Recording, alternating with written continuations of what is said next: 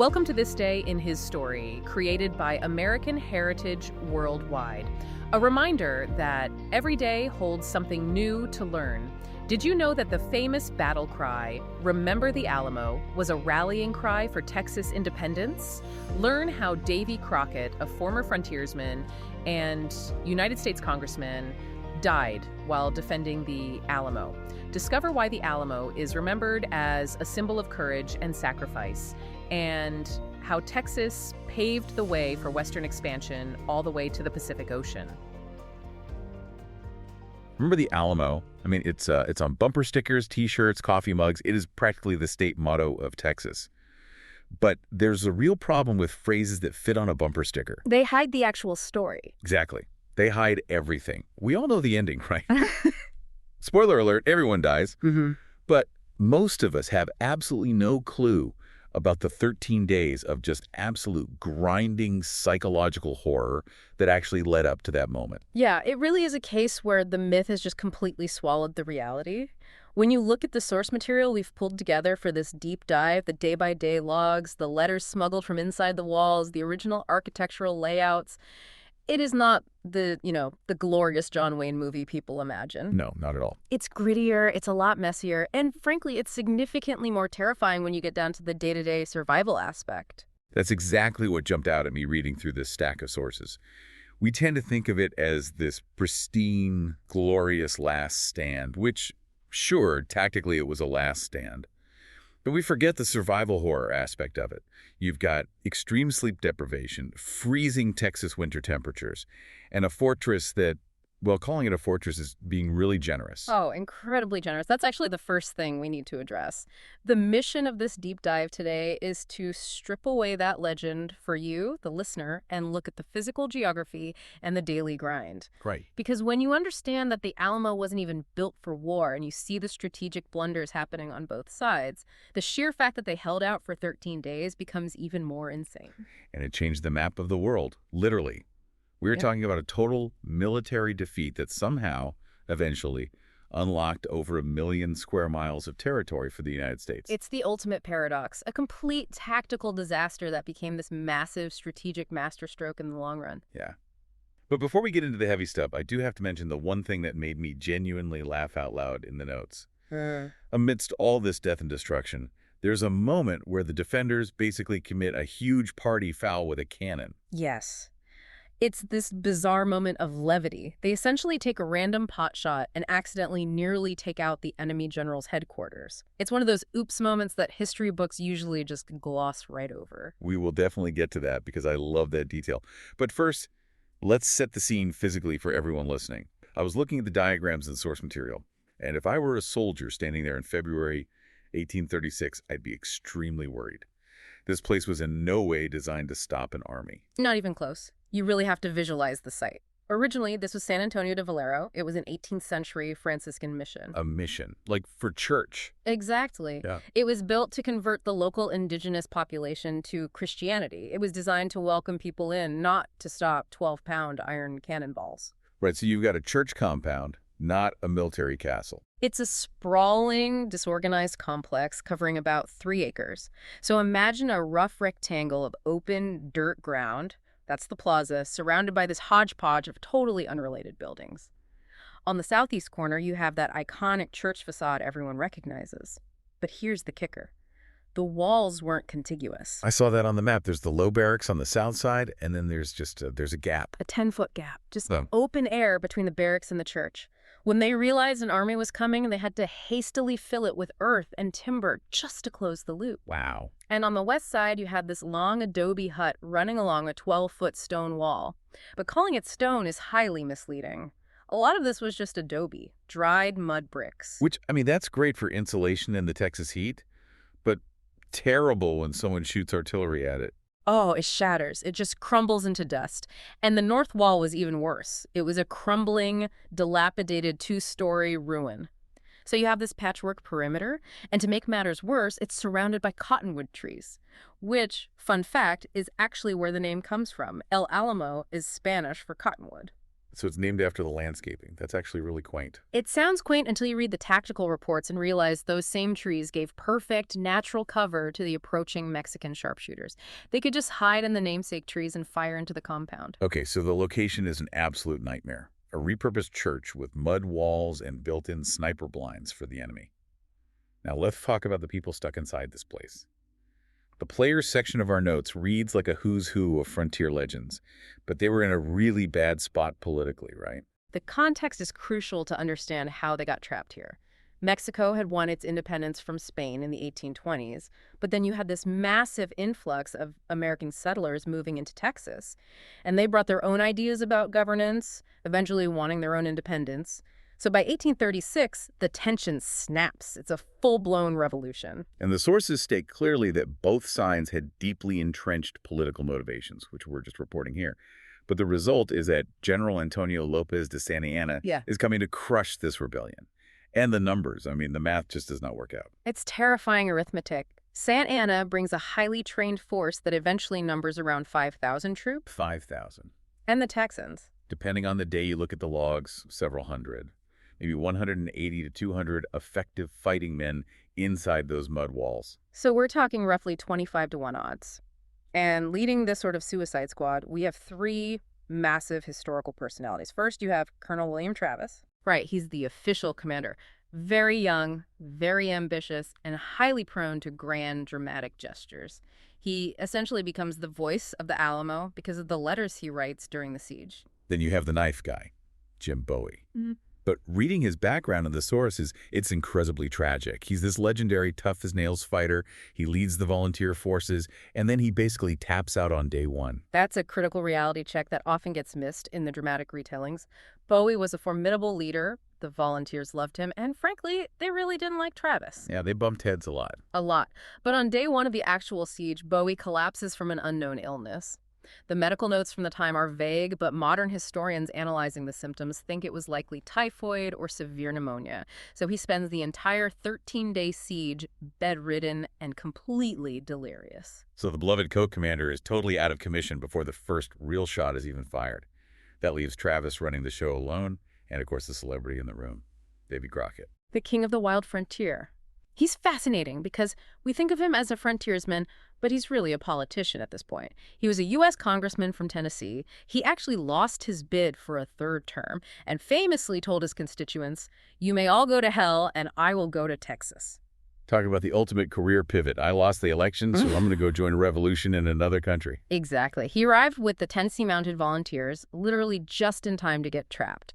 But by all accounts in the letters, his presence was a massive morale booster.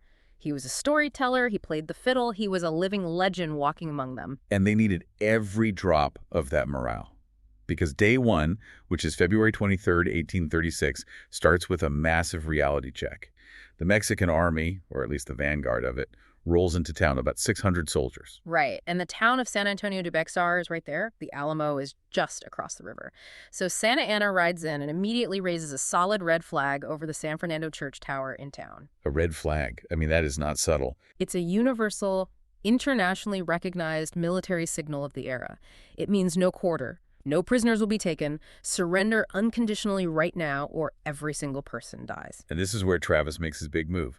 He could have tried to parlay, right? He could have sent a messenger to stall for time. Instead, he just fires a cannon. A single defiant shot from their largest gun, an 18-pounder cannon. It was a massive, deafening statement. It basically said, "We are not going anywhere, and we are not surrendering." It's incredibly brave. But it also locked them in. There was no walking that back. And this brings us to the part of the story I think is the most haunting, the siege itself. Days 2 through 10. We usually condense this into one sentence in history class, but living through it must have been pure agony. It was a slow strangulation. The military term is a siege, but functionally we call it the grind. Santa Anna wasn't just sitting there waiting. He was systematically, psychologically dismantling them.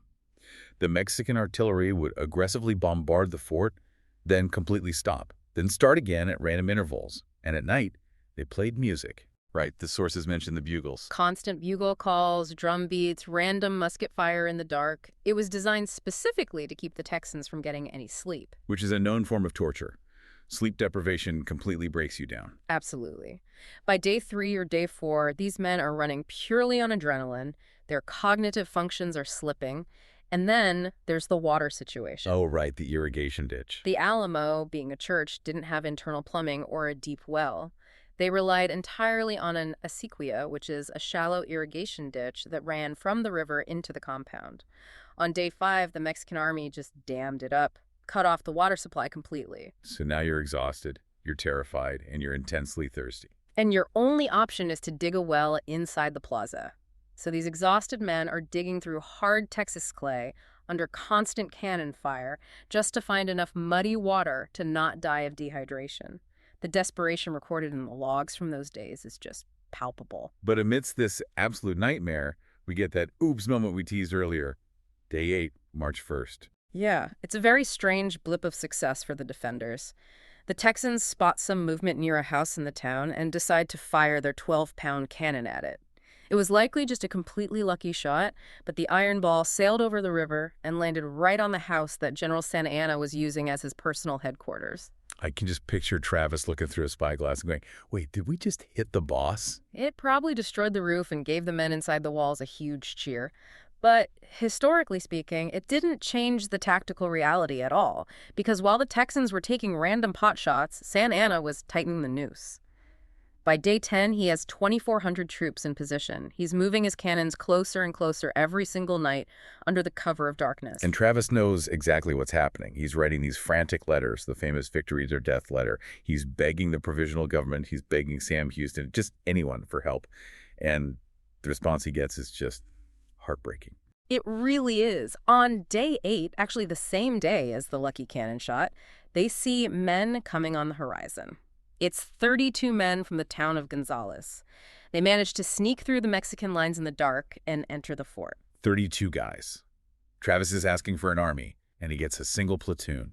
Think about the emotional whiplash of that moment. You see dust on the horizon, you hear horses, and you think, finally, here comes the cavalry. Sam Houston is here with the main Texas Army, and instead, it's just 32 incredibly brave guys from the next town over. That's it. That is the only substantial help they ever received during the entire 13 days. It really emphasizes how completely alone they were out there. The provisional government was in total chaos. They couldn't get their act together to form a relief column. It was literally just these guys and a few of their neighbors. And one final man. On day 10, March 3rd, Jim Bonham rides back into the compound. He had been sent out days earlier as a courier to desperately find help. He returns, completely alone, dodging enemy patrols, knowing full well he's riding into a death trap, just to tell Travis to his face that no help is coming. That is loyalty on a level I can't even comprehend, saying, hey, I have terrible news and I'm going to die in here with you just to deliver it. He was the last friendly soul to enter the Alamo. After Bonham rode through those gates, the door was officially shut. So we hit the turning point, days 11 and 12. And this is where the physical structure itself gives out. The walls are failing. The Mexican artillery had been relentlessly pounding that north wall, the one we mentioned earlier that was just adobe and crumbling stone. It was literally disintegrating. And then a critical intelligence leak seals their fate. A local woman who had been sheltering inside the Alamo manages to leave on day 11. And she goes straight to the Mexican lines. She likely didn't have much of a choice, being caught between two armies, but yes. She gets taken to Santa Anna and informs him that the north wall is practically gone and the defenders are starving and dead on their feet. It perfectly confirms Santa Anna's timetable. He knows right then that he can take them. So that leads to day 12, March 5th, the calm before the storm. The bombardment just completely stops at 5:00 p.m. And that sudden silence must have been more terrifying than the noise. After 12 days of explosions, just nothing. Travis gathers the men in the plaza. Now, this is the moment of the famous legend where he supposedly draws a line in the sand with his sword and asks who will cross it to stay and fight. Right, but the source notes specifically say there's no historical proof of the actual physical line in the dirt, right? But the choice he gave them was very real. The choice was absolutely real and documented. Travis leveled with them. He said, no help is coming. If we stay here, we are going to die. And he offered anyone the chance to slip over the wall in the dark and take their chances. And out of all those men, only one single man, a veteran named Luis Rose, decided to leave. Wait, even the 32 guys from Gonzales who just got there, they stayed. All of them. Every single other man chose to stand their ground. That brings us to day 13, March 6th, the final assault. And looking at the timeline in our sources, what really shocks me is the sheer speed of it. For 13 days, it's this agonizing, slow siege. But the actual battle, it's over before breakfast. It happens incredibly fast, and it happens in the pitch dark. That's a crucial detail. Santa Anna orders the attack for the pre-dawn hours. It's 5:00 a.m., there's no sun. And the Texans are actually asleep because the bombardment had stopped the evening before, which completely lulled them into a false sense of safety. So they wake up to what exactly? They wake up to the sound of thousands of boots rushing the walls and the Mexican buglers playing a very specific song called El Degüello. Which translates to the beheading, literally the song of no mercy. Exactly. Imagine waking up to that in the freezing dark. Utter chaos erupts. 4 separate Mexican columns attack the walls from 4 sides simultaneously. Now, at first, the Texans actually managed to hold them back. They're firing grape shot, which is basically treating a cannon like a giant shotgun filled with scrap metal tearing into the advancing lines. But you can't reload a massive cannon fast enough in the dark when over 2,000 men are sprinting directly at you. You just can't. The sheer mass of the Mexican army completely overwhelmed the defenses. They swarmed up these wooden scaling ladders on the north wall, the broken wall the woman had told them about. And once they were inside the plaza, the entire nature of the battle changed instantly. Right, because the Texans' weapons, those long Kentucky hunting rifles, they're fantastic for sniping an officer at 200 yards. But they are practically useless in a close-quarters fistfight. Completely useless. They take too long to reload. So once the Mexican soldiers were inside the courtyard, it just became brutal hand-to-hand combat. Bayonets against Bowie knives, swinging empty muskets like baseball bats. It was an absolute slaughter. And the timeline here says by 6:30 a.m., silence. 90 minutes. That is all it took. From the very first bugle call in the dark to the last shot fired. And the cost was total. Total annihilation of the combatants. Travis died on the north wall very early in the fight. Bowie was killed in his sickbed.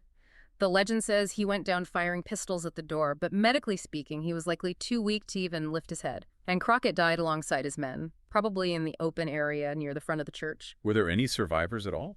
A few non-combatants. Some women, children, and enslaved people who had been sheltering inside were spared. And the Mexican military sources actually mentioned about half a dozen Texan defenders were taken prisoner at the very end of the fighting. But Santa Anna was true to his red flag. He ordered his staff to execute them immediately. It's just brutal. So we look at this event, we have a total massacre.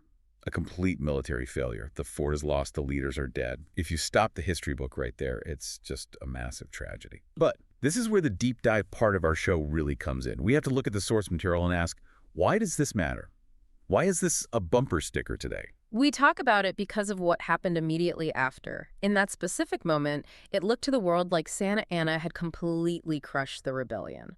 But that excessive brutality, the execution of prisoners, the burning of the bodies, it backfired spectacularly on a political level. It created a martyr complex. It created immense unified rage. Remember, the Alamo wasn't written as a sad folk song. It was a visceral war cry. While the siege was happening, Sam Houston, the commander-in-chief of the Texas Army, had been steadily retreating east. He was using the time to build his strength.